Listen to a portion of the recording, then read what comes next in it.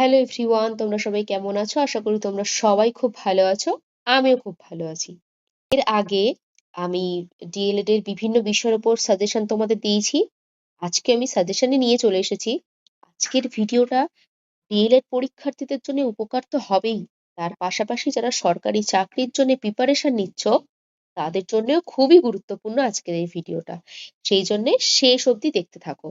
প্রথম প্রশ্নটা হচ্ছে, প্রথম ভাষা বা মাতৃভাষা মানুষ কিভাবে শেখে? চলো অপশনগুলো দেখে নিই। অপশনগুলো দেখে নাও। ব্যাকরণ বই পড়ে, বিদ্যালয় থেকে, পরিবার ও পরিবেশ থেকে প্রাকৃতিকভাবে, নাকি মুখস্থ করে?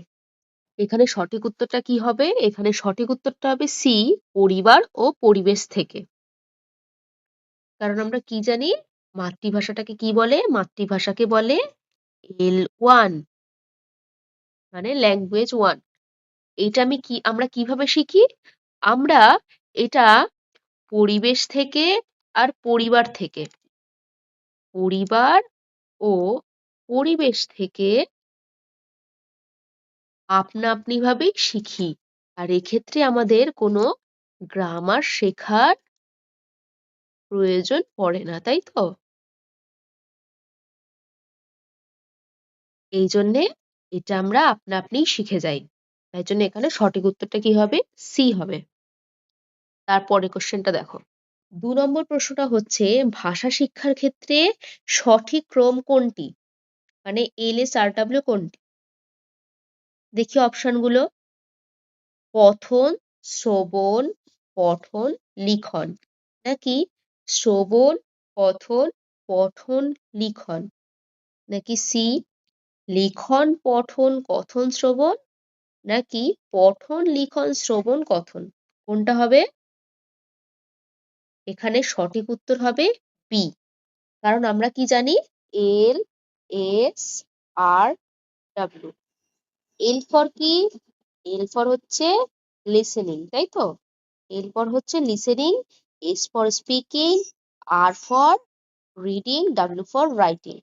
এখানে লিসেনিং আর হচ্ছে রিডিং, এই দুটোকে বলবো রিসেপটিভ স্কিল। রিসেপটিভ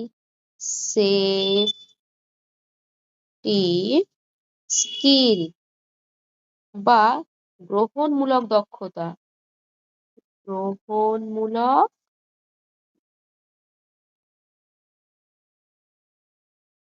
দক্ষতা। আর স্পিকিং আর রাইটিং, এই দুটোকে কি বলবো? এই দুটোকে বলবো প্রোডাক্টিভ স্কিল। প্রোডাক্টিভ স্কিল বা বাংলাতে যেটা বলে উৎপাদনমূলক দক্ষতা। উৎপাদনমূলক দক্ষতা। ঠিক আছে? এই দুটো মনে রাখবে। চলো পরের কোশ্চেনটা দেখে নিই। পরের প্রশ্নটা হচ্ছে, আরোহী পদ্ধতিতে কিভাবে শেখানো হয়, যেটাকে ইন্ডাকটিভ মেথড বলা হয়? চলো অপশনগুলো দেখে নিই। এ হচ্ছে উদাহরণ থেকে নিয়মে যাওয়া, বি হচ্ছে নিয়ম থেকে উদাহরণে যাওয়া, সি হচ্ছে শুধু মুখস্থ করানো, ডি হচ্ছে সূত্র মুখস্থ করা। এখানে সঠিক উত্তর কি হবে? আরোহীর ক্ষেত্রে হবে উদাহরণ থেকে নিয়মে যাওয়া। আমরা কি কি পদ্ধতির কথা জানি? একটা হচ্ছে আরোহী পদ্ধতি, আর একটা কি? আর একটা হচ্ছে অবরোহী পদ্ধতি। আরোহী পদ্ধতির ক্ষেত্রে কি হয়? আরোহী পদ্ধতির ক্ষেত্রে উদাহরণ থেকে সূত্রতে আমরা যাই, তাই তো? আর অবরোহীর ক্ষেত্রে সূত্র থেকে উদাহরণে। আর কি? আরোহী পদ্ধতিতে সাধারণ থেকে বিশেষের দিকে যাওয়া হয়, সাধারণ থেকে বিশেষ। আর অবরোহীর ক্ষেত্রে কি হয়? বিশেষ থেকে সাধারণের দিকে আমরা যাই।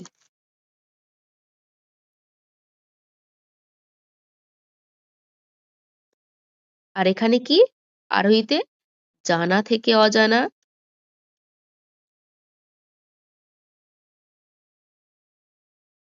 আর এখানে অজানা থেকে জানা,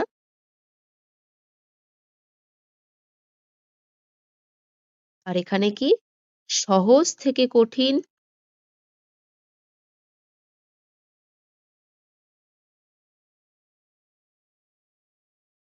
আর অবরোহীতে কি কঠিন থেকে সহজ।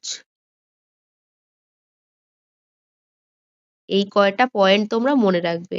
এইভাবে প্রশ্ন যদি আসে তাহলে সেইভাবে মাথা খাটিয়ে তোমরা প্রশ্নের উত্তর দেবে। চলো পরের কোশ্চেনটা দেখে নেওয়া যাক। পরের প্রশ্নটা দেখে নাও। কোন পাঠের মাধ্যমে শিক্ষার্থীর উচ্চারণে ত্রুটি দূর হয়?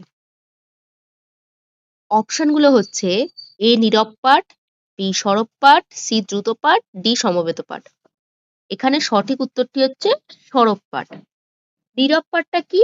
যেখানে শব্দ ছাড়া আমরা পাঠ করি, যেখানে কোনো শব্দ হয় না। সরব পাঠটা কি? যেখানে আমরা জোরে জোরে উচ্চারণ করে পড়ি, জোরে জোরে উচ্চারণ করে পড়ি। আর সমবেত পাঠ মানে, দ্রুত পাঠ মানে তো আমরা জানি খুব দ্রুত পাঠ করব, সমবেত পাঠ মানে সবাই একসঙ্গে যে পাঠটা করব। যেমন নামতা, নামতা ক্লাসে সবাই একসাথে পড়ি, বাচ্চারা সবাই একসাথে নামতাগুলো পড়ে, সেইগুলো হচ্ছে সমবেত পাঠ। সরব পাঠের ক্ষেত্রে কি হয়? সরব পাঠের ক্ষেত্রে তাদের উচ্চারণ যেহেতু ওরা জোরে জোরে উচ্চারণ করে, সেই জন্য ওদের বানানটা শুদ্ধ হয় আর ওদের উচ্চারণও সঠিক হয়। উচ্চারণ সঠিক হলে তাহলে বানানও ঠিক হবে, তাদের উচ্চারণও সঠিক হয় একদম। ঠিক আছে, এই জন্যই সঠিক উত্তরটা হলো বি। চলো পরের প্রশ্নটা দেখে নিই। পরের প্রশ্নটা হচ্ছে সহজ পাঠের যেটা প্রথম ও দ্বিতীয় ভাগ, বইটির রচয়িতা কে? চলো অপশনগুলো দেখে নিই। এ ঈশ্বরচন্দ্র বিদ্যাসাগর, বি রবীন্দ্রনাথ ঠাকুর, সি সুকুমার রায়, নাকি কাজী নজরুল ইসলাম। কোনটা হবে সঠিক উত্তর? এখানে সঠিক উত্তর হবে রবীন্দ্রনাথ ঠাকুর। এবার সহজ পাঠ বইয়ের ব্যাপারে একটু জেনে নিই।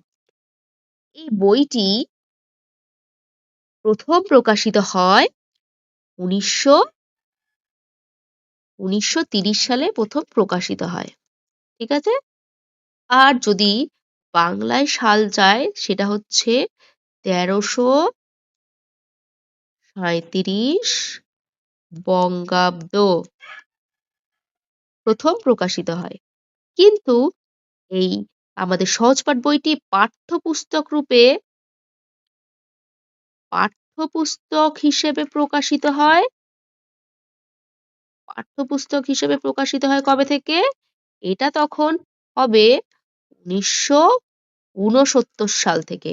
এটা মনে রাখবে। ঠিক আছে, চলো পরের প্রশ্নটা দেখে নিই।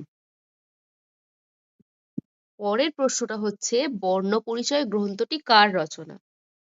চলো অপশনগুলো দেখে নেওয়া যাক। এ হচ্ছে রবীন্দ্রনাথ ঠাকুর, বি হচ্ছে ঈশ্বরচন্দ্র বিদ্যাসাগর, সি হচ্ছে বঙ্কিমচন্দ্র চট্টোপাধ্যায়, ডি হচ্ছে শরৎচন্দ্র চট্টোপাধ্যায়। এর সঠিক উত্তরটি কি হবে? আমরা সবাই জানি বর্ণপরিচয় লিখেছে ঈশ্বরচন্দ্র বিদ্যাসাগর। এবার বর্ণপরিচয়ের ব্যাপারে আরেকটা কথা জেনে রাখা দরকার, যে বর্ণপরিচয় এই বইটি প্রকাশিত হয়, বর্ণপরিচয় বইটি প্রকাশিত হয় 1855 সালে। ঠিক আছে, আর ঈশ্বরচন্দ্র বিদ্যাসাগরকে কি বলে আমরা চিনি? উনি হচ্ছে আমাদের বাংলা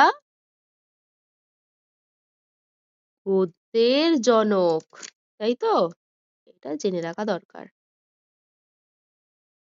চলো তার পরের প্রশ্নটা আমরা দেখে নিই। পরের প্রশ্নটা হচ্ছে টেলিভিশন কোন ধরনের শিখন সামগ্রী? চলো অপশনগুলো দেখে নেওয়া যাক। দৃশ্য উপকরণ, শ্রব্য উপকরণ, দৃশ্য শ্রব্য উপকরণ, নাকি কোনোটাই নয়? তাহলে কি হবে? টিভি হচ্ছে একটি দৃশ্য শ্রব্য উপকরণ। শুধু দৃশ্যগত, শুধু দেখতে পাবো। কি কি শুধু দেখতে পাবো? তার মধ্যে থাকতে পারে চার্ট, আর কি? চার্ট হবে আর হচ্ছে ব্ল্যাকবোর্ড হবে।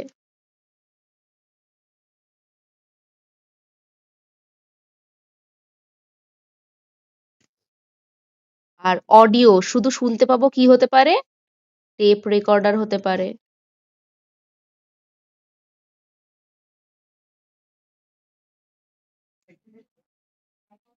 আর অডিও ভিজুয়াল দুটোই থাকবে।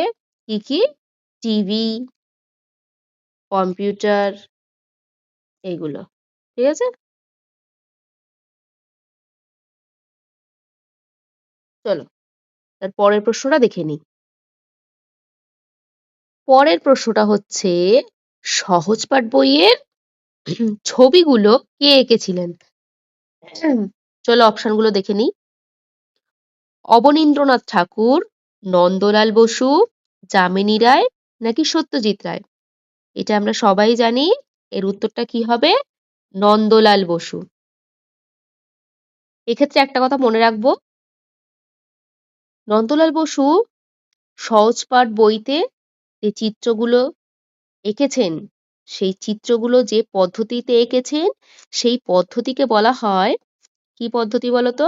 সেই পদ্ধতিকে বলা হয় লিনোকার্ট পদ্ধতি। লিনোকার্ট পদ্ধতি। ঠিক আছে? লিনোকার্ট পদ্ধতি। এটা কি? এটা খুব জনপ্রিয়, এটি খুব জনপ্রিয় ছাপ চিত্র। ঠিক আছে?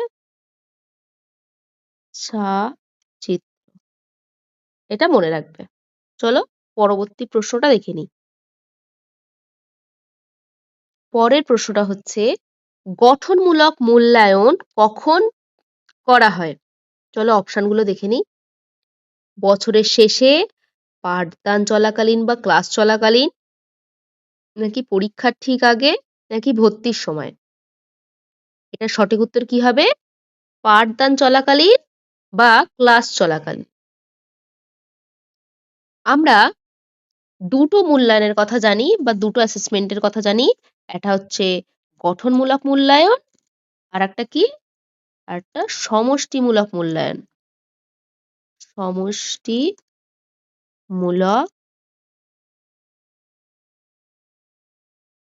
ঠিক আছে? একটা গঠনমূলক, একটা সমষ্টিমূলক মূল্যায়ন। গঠনমূলকে কি হচ্ছে? পাঠদান চলাকালীন। পাঠদান চলাকালীন যে মূল্যায়ন করব আমি। আর সমষ্টিমূলক নির্দিষ্ট সিলেবাসের শেষে যে মূল্যায়নটা হবে। নির্দিষ্ট সিলেবাসের শেষে। ঠিক আছে? এই দুটো মনে রাখবে। চলো পরের প্রশ্নটা দেখা যাক।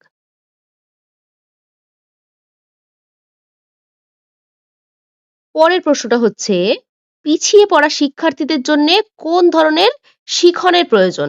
চলো অপশনগুলো দেখে নিই। বিশেষ শিখন, নাকি উপচারমূলক শিখন যেটাকে রেমেডিয়াল টিচিং বলে, নাকি অতিরিক্ত ক্লাস, নাকি মুখস্থ করানো?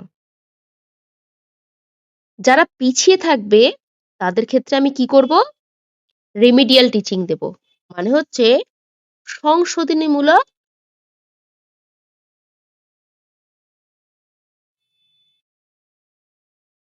সংশোধনীমূলক শিক্ষণ। ঠিক আছে? যারা পিছিয়ে পড়বে তাদের দেব। বিশেষ শিখন কাদের দেব? যারা হবে স্পেশাল চাইল্ড, তাদের ক্ষেত্রে বিশেষ শিখনের আমার প্রয়োজন পড়বে। অতিরিক্ত ক্লাস দিলেই হবে না, মুখস্থ করালে তো একেবারেই না। তাদের রেমিডিয়াল টিচিং দেব। ঠিক আছে? আজকের ক্লাসটা এতটুকুই। ক্লাসটি যদি ভালো লেগে থাকে তাহলে প্লিজ একটা লাইক করে দিও, আর আমার চ্যানেলটা অবশ্যই সাবস্ক্রাইব করে দিও। তোমাদের কোনো বিষয়ে কোনো কোয়ারি থাকলে, কোনো বিষয়ে জানতে চাইলে, সাজেশন চাইলে আমাকে অবশ্যই কমেন্ট করে জানাতে ভুলো না। আমি যত দ্রুত সম্ভব তোমাদের জন্যে সেই বিষয়ে ভিডিও নিয়ে চলে আসবো। ধন্যবাদ।